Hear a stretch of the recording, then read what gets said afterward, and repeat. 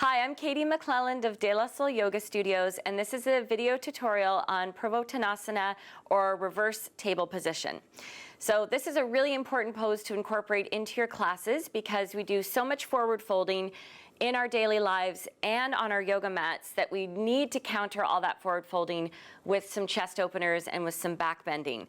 So as with any pose, there's different levels that you can approach this posture, different levels of difficulty.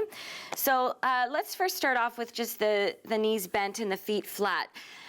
The knees tend to drop out to the sides in this pose, so you can always have your students hold a block between the thighs.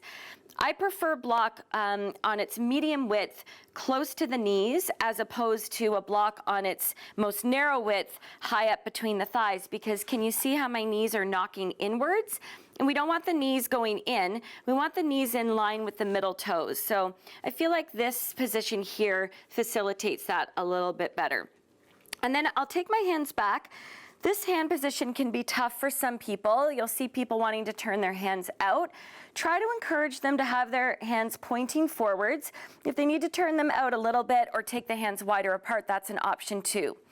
So I would start here by simply lifting the chest up and rolling the shoulders back, drawing the shoulder blades close together on my back.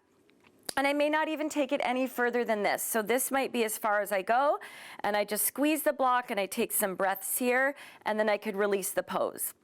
The next step would be to step powerfully into the feet and to lift the hips up. Now there's some schools of thought that say tuck the tailbone under, other schools of thought say keep the spine neutral. I prefer to tuck the tailbone here to squeeze the glutes, the buttocks, as well as keep the knees parallel. So as I squeeze the bum, the knees are going to want to go out, so I counter that by squeezing the block or just focusing on keeping the legs parallel. Pull the belly in, try to lift your sternum, your chest, right up so that it meets the chin, and then the last step would be to take the head back. Make sure you're not hyperextending the elbows. You can see right here how I'm locking my elbows. I want to keep a tiny bit of a bend in them and really use the muscular strength of my arms rather than locking the joints.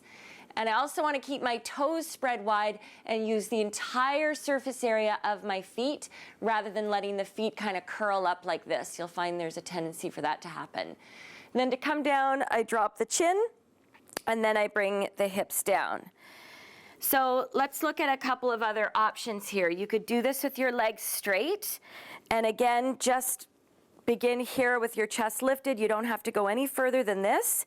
If you want to take it further, I'm going to squeeze the entire backside of my body, my bum, my shoulder blades, and I'm trying to zip up my inner legs. So I'm trying to bring my inner ankles and my shins as close together as I can as I work towards flattening the soles of the feet to the ground. I don't have to drop the head back. I can keep the chin down if that's more comfortable. And to add even more difficulty to this, you can try lifting one leg up. And you want to really push down through the hands and keep those hips lifting as you work this transference of load by lifting one leg and then the other. Okay. So that concludes the tutorial on Purvottanasana. Namaste.